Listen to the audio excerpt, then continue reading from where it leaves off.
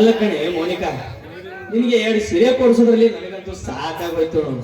ಅದೇನೋ ಅಂತಾರಲ್ಲ, ಎಮ್ಮೆಗಳನ್ನ ನೀರಲ್ಲಿ ಬಿಡಬಾರ್ದಂತೆ, ಹೆಣ್ಣು ಮಕ್ಕಳನ್ನ ಬಟ್ಟೆ ಅಂಗಡಿಯಲ್ಲಿ ಬಿಡಬಾರ್ದು ಅನ್ನೋ ಮಾತು ಸುಳ್ಳಾಗ್ಲಿಲ್ಲ ನೋಡು. ಏನ್ರಿ ನನಗೆ ಎಮ್ಮೆ ಅಂತೀರಲ್ಲ, ಅದಕ್ಕೆ ನಿಮ್ಮ ಜೊತೆ ನಾನು ಬರಲು ಒಪ್ಪಿರ್ಲಿಲ್ಲ.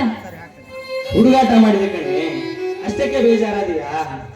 ಹಾ ಮೋನಿಕಾ, ಯಾಕೋ ನಿನ್ ಮುಖದಲ್ಲಿ ಮಂದಹಾಸ ಕಾಣ್ತಿರೋಲ್ಲ? ಯಾಕೆ ನಾ ಕೊಡಿಸಿದ ಸೀರೆ ಏನಾದ್ರೂ ಇಷ್ಟ ಆಗ್ಲಿಲ್ವೇನು? ನೀನ್ ಎಷ್ಟೇ ಆಗ್ಲಿ ಶ್ರೀಮಂತರ ಮನೆಯಲ್ಲಿ ಬೆಳೆದವಳು, ಬೆಲೆ ಬಾಳುವ ರೇಷ್ಮೆ ಸೀರೆಯನ್ನು ಕೊಟ್ಟವಳು, ವಜ್ರ ವೈಡೂರಗಳನ್ನು ಧರಿಸಿ ರಾಣಿಯಂತೆ ಮೆರೆದವಳಲ್ಲವೇ? ರೇಷ್ಮೆ ಸೀರೆ ಉಟ್ಟು ಮೈ ತುಂಬಾ ಬಂಗಾರ ಹಾಕಿಕೊಂಡ್ರೆ ಬದುಕು ಬಂಗಾರ ಆಗೋದಿಲ್ಲ. ಮನಸ್ಸಿನಲ್ಲಿ ನೆಮ್ಮದಿ ಇದ್ರೆ ಮಾತ್ರ ಬಾಳು ಬಂಗಾರ ಆಗೋದು. ನಾನು ಬಯಸೋದು ಒಂದೇ, ಅಕ್ಕನಂತೆ ಪ್ರೀತಿ, ತಂದೆಯಂತೆ ಜವಾಬ್ದಾರಿ, ಅಣ್ಣನಂತೆ ರಕ್ಷಣೆ, ಮಮತೆ ತೋರಿಸಿದ್ರೆ ಅಷ್ಟೇ ಸಾಕು ನನಗೆ. ನಿನ್ನಂತ ಸತಿಯನ್ನು ಪಡೆದ ನಾನೇ ಗ್ರೇಟು.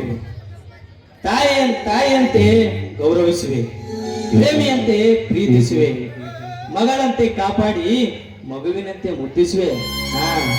ಅದಕ್ಕಿಂತ ಹೆಚ್ಚಾಗಿ ನನ್ನ ಹೃದಯದಲ್ಲಿಟ್ಟು ಪೂಜಿಸುವೆ. ನನ್ನನ್ನು ಅಷ್ಟೊಂದು ಪ್ರೀತಿ ಮಾಡ್ತೀರಾ? ನಾನು ನಿಮ್ಮನ್ನು ಇಷ್ಟಪಟ್ಟು ಮದುವೆ ಆಗಿದ್ದಕ್ಕೆ ನನ್ನ ಜೀವನ ಪಾವನವಾಯಿತು. ಆ ದೇವರು ನನಗೆ ಒಳ್ಳೆಯ ಲೈಫ್ ಪಾರ್ಟ್ನರ್ ಅನ್ನೇ ಕರುಣಿಸಿದ್ದಾರೆ. ಆ ದೇವರಲ್ಲಿ ಎಷ್ಟು ಬೇಡಿಕೊಂಡ್ರೂ ಕಡಿಮೆ. ನನ್ನಷ್ಟು ಅದೃಷ್ಟಶಾಲಿ ಇನ್ನೊಬ್ಬನಿಲ್ಲ ಈ ಜಗದಲ್ಲಿ. ನೀನು ಶ್ರೀಮಂತ ಒಡತಿ.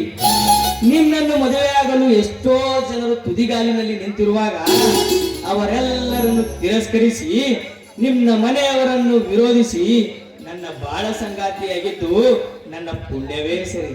ನನ್ನ ಪುಣ್ಯನೋ ನಿಮ್ಮ ಪುಣ್ಯನೋ, ಒಟ್ಟಿನಲ್ಲಿ ನನಗೆ ಬಾಳನ್ನು ಕೊಟ್ಟಿದ್ದೀರಲ್ಲ, ಅಷ್ಟೇ ಸಾಕು. ತುಂಬಾನೇ ಗೊತ್ತಾಯ್ತು. ಮೋನಿಕಾ, ಬಾಳು ಕೊಟ್ಟ ಈ ಮನ್ಮಥನ ಆಸೆ ಈಡೇರಿಸದೆ ಹಾಗೆ ಹೊರಟಿರುವೆಯಲ್ಲ? ಯಾವ್ದ್ರಿ ನಿಮ್ಮ ಆಸೆ? ಮೀನಿಗೆ ಈಜುವ ಆಸೆ, ಹಕ್ಕಿಗೆ ಹಾರುವ ಆಸೆ, ಹೂವಿಗೆ ಅರಳುವ ಆಸೆ. ಆದರೆ ನನಗೆ ನಿನ್ನ ಕೆಂಪಾದ ಕೆನ್ನೆಗೆ ಸಿಹಿಮುತ್ತು ಕೊಡುವ ಆಸೆ. ಆಯ್ತ್ರಿ, ನಿಮ್ ಇಷ್ಟದಂತೆ